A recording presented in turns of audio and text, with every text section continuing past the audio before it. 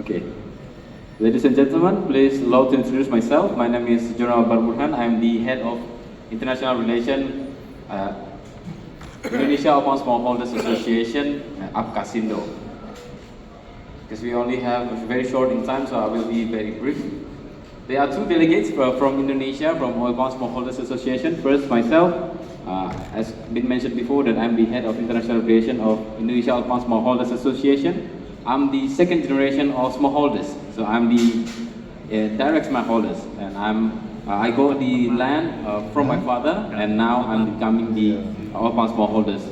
Even though I did my master's degree in New Zealand, but I went back to Indonesia to become the smallholders of palm oil. And I'm with the Secretary General of Apkasindo, Dr. Rino Afrino, and both of us will present about the oil palm smallholders. Because it's very brief, so please bear with me. I just want to mention some things that Indonesia is very vibrant. It's very similar to India, if I'm not mistaken, because India is very vibrant. There are so many cultures, so many different languages, and it's the same with Indonesia. It's very vibrant. There are so many languages, so many people, so many cultures in Indonesia. That's one of the similarities that we have. And we, Apkasindo, Indonesia Open Smallholders Association, we are from Sumatra Island up until to the Papua Island. So we are the biggest oil palm smallholders association in Indonesia. There are 16.38 million hectares of palm oil land in Indonesia, and smallholders are the second biggest player in Indonesia. Indonesia is the biggest producer of palm oil, and smallholders are the second biggest player of palm oil industry in Indonesia, which consists of 6.72 million hectares of land owned by these smallholders.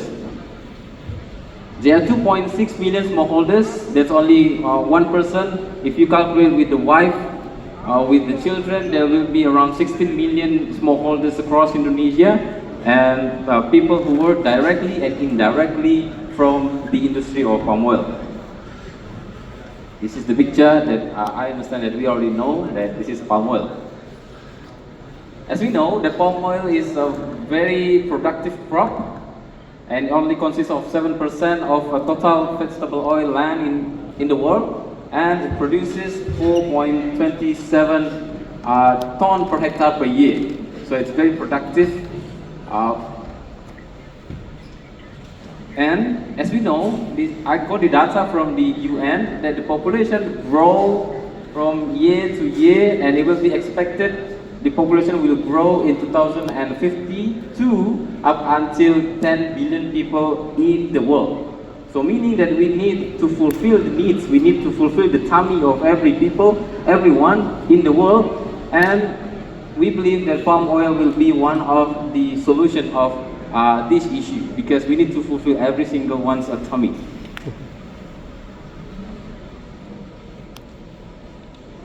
And this is the data from the Indonesian government that India is one of the biggest importers of palm oil. Thank you for that.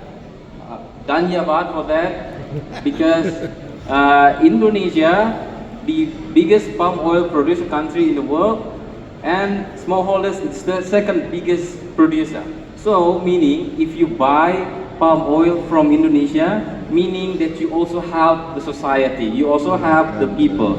It also happens the same with Indonesian people also uses the sunflower oil coming from India, meaning that we also have the smallholders of sunflower in India. That's also happening the same with us as the smallholders. If you buy, because I know that so many business people in here, if you import palm oil from Indonesia, you also have the livelihood of smallholders like me, like the other people who are the smallholders in Indonesia.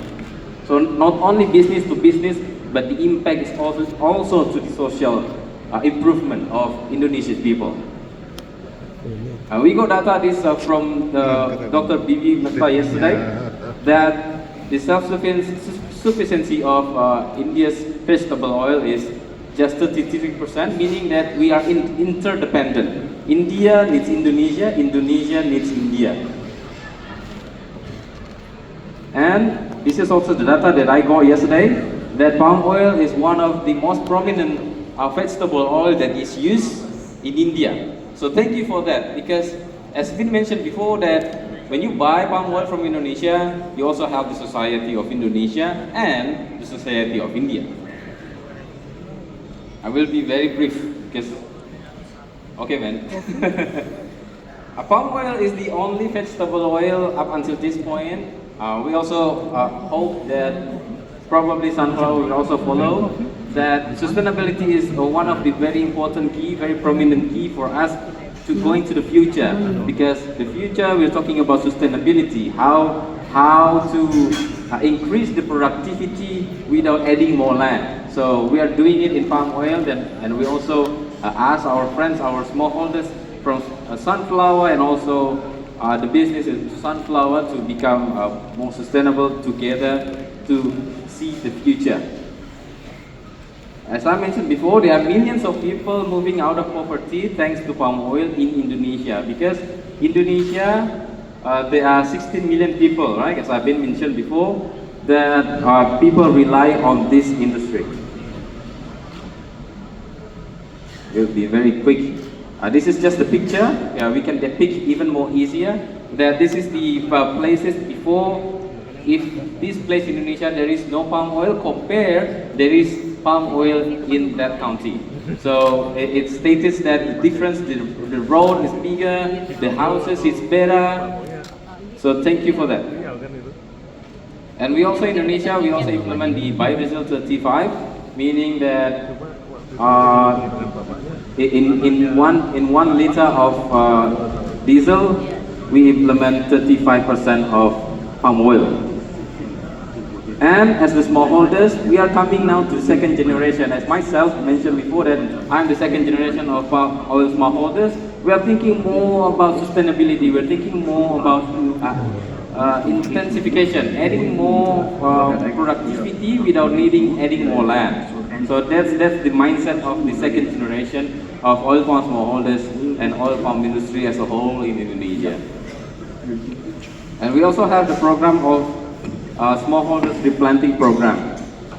It's helped by the government to replant, so we can add our productivity for the land that is already the crop 35 years old or more. We can replant it and change it with a better seed, and we hoping that we can add the productivity and we can fulfill needs of India and other countries in the world.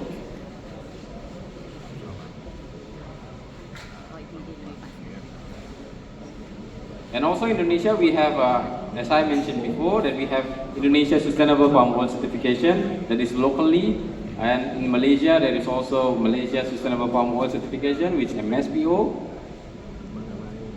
is for what we understand is that it is assisting oil palm smallholders to achieve intensification, as I mentioned before, and implementing good agriculture practices, and improving supply chain traceability of Indonesia palm oil, so may improve the credibility, and increasing the FFB or the fresh fruit bunch production of oil palm smallholders. Okay, a little bit more. This is we are going to recap.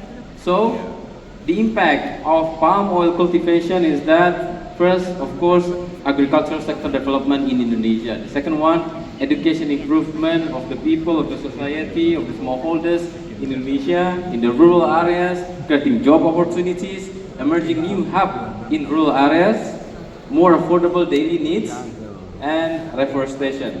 So we are achieving at least 9 of the SDGs from the palm oil. Imagine if there is no vegetable oil, palm oil, if there is no palm oil, if there is no sunflower oil. So we want to achieve the SDG. So with vegetable oil, we can achieve SDG because it's also helping the society and also the people. This is the picture of kids of Indonesia. Look at how happy they are. They are the third generation of palm oil, and they are walking through the lawn and going to the school.